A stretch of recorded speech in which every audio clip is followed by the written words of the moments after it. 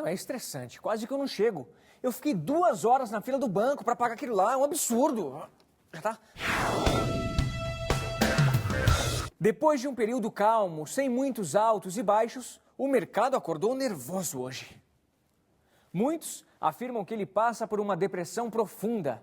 Outros dizem que já estão acostumados com seu temperamento imprevisível. Mas há quem o considere um gênio, que acaba equilibrando tudo com sua mão invisível. Nosso Felipe Reis esteve com o mercado a fim de saber melhor os porquês da sua instabilidade. Olá, Gelson. Estou aqui com o senhor mercado que pediu para a entrevista ser breve, pois ele está muito aquecido e tem muito o que fazer. Bom dia, senhor mercado. Gostaria de dizer o mesmo, mas infelizmente o dia não está indo nada bem. E por quê? Já tive que punir investidores agressivos, contra-atacar uma série de medidas tomadas pela indústria e recusar alguns produtos novos. E o que o senhor prevê que acontecerá daqui para frente? Bom, se não houver interferência, regularei a economia com minha mão invisível. Farei de tudo para que a bolsa feche em alta e haja uma valorização cambial. Deve haver baixa nos preços dos commodities e no spread bancário. Muito obrigado, embora eu não tenha entendido nada. Veja, eu não pude evitar ouvir a conversa e é importante dizer que o mercado, na verdade, é uma prosopopeia. A prosopopeia é uma figura de linguagem muito comum, aliás, na literatura.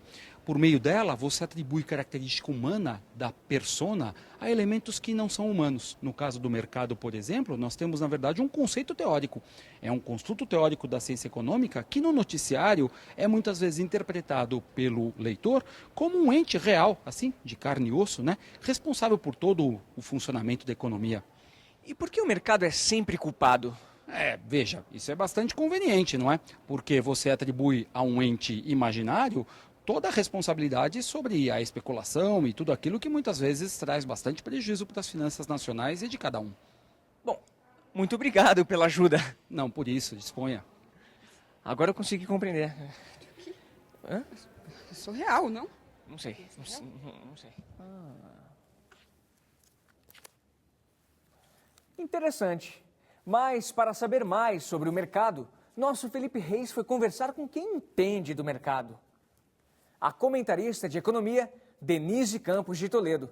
Vamos acompanhar. Denise, os noticiários de economia devem privilegiar o rigor científico ou a compreensão do grande público? E essas coisas são conciliáveis? São conciliáveis, eu acho que essa é a intenção de todo mundo, só que nem sempre é possível. Primeiro que a gente tem em televisão e rádio um certo tempo para falar, e você tem muitos jargões de economia que acabam resumindo isso. Por exemplo, quando você fala spread bancário, você pode substituir o spread bancário pela diferença entre a taxa paga e cobrada pelos bancos. Então, só por aí você vê a diferença. Num jornal isso não tem problema, numa revista também, porque você tem espaço para explicar. Agora, eu acho que é sempre importante você colocar o termo exato que é usado pelo mercado financeiro, pelos economistas, e colocar a explicação até para as pessoas se acostumarem e conseguirem entender o noticiário, né? Esses termos em inglês que aparecem no jargão da economia são realmente necessários? Eles são costumeiramente usados pelo mercado porque vêm do exterior. Então você tem commodities, que é mercadoria com cotação internacional, você tem o spread bancário que eu falei. Então é um negócio que o mercado está muito acostumado. Agora a gente quando faz um comentário, coloca uma notícia, tem que tomar muito cuidado, porque a gente também está acostumado a usar esses termos assim.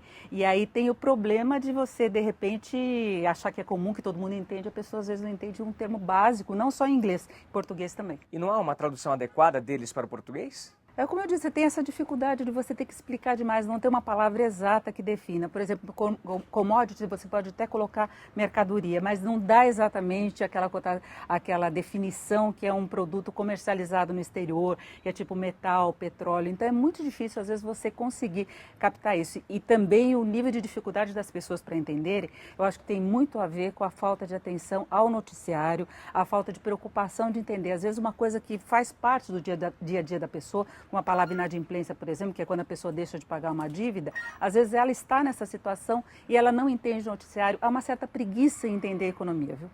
E tem a ver com a questão do tempo também? Por exemplo, commodities, você ganha muito mais tempo do que explicar o que é realmente. Exatamente, tem essa questão do tempo, isso é muito constante em rádio e televisão.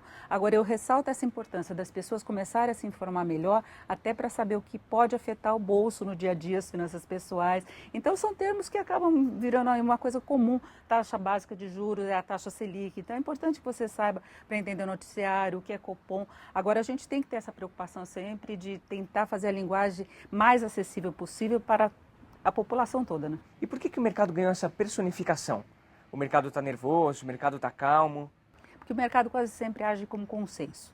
Então o efeito manada, que a gente usa muito de bolsa de valores. Então, quando todo mundo fica assustado com uma notícia que sai no exterior, você tem uma debandada dos investidores de bolsa de valores, aí você tem aquela agitação toda. Então, cai bolsa, cai preço de commodity, sobe o dólar. Então, é um efeito assim muito concreto de uma ação única do mercado financeiro.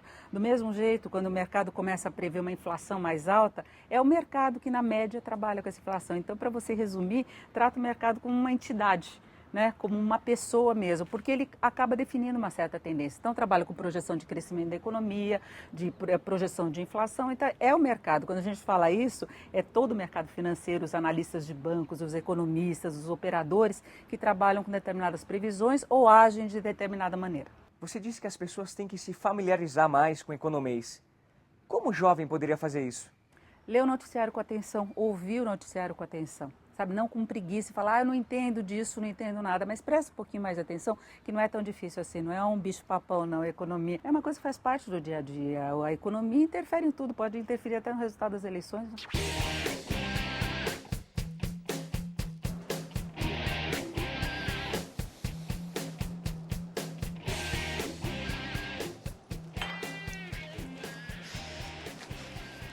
Bento, o conselheiro terminou sua pesquisa. Ah, que bom, Marília. Esse caso tem me tirado o sono. Vamos ver o que ele tem para nos apontar, não é?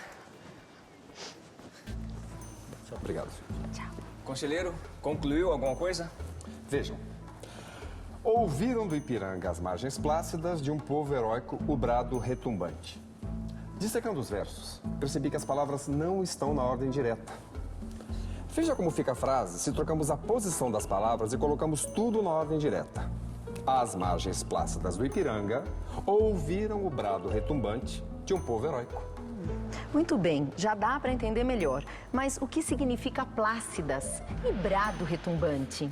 Plácida significa tranquilas, sossegadas. Brado retumbante é um grito forte, estrondoso. Muito interessante. Então, os versos querem dizer: as margens tranquilas do Ipiranga ouviram um grito estrondoso de um povo heróico. Isso mesmo. Mas nós ainda devemos uma explicação ao povo.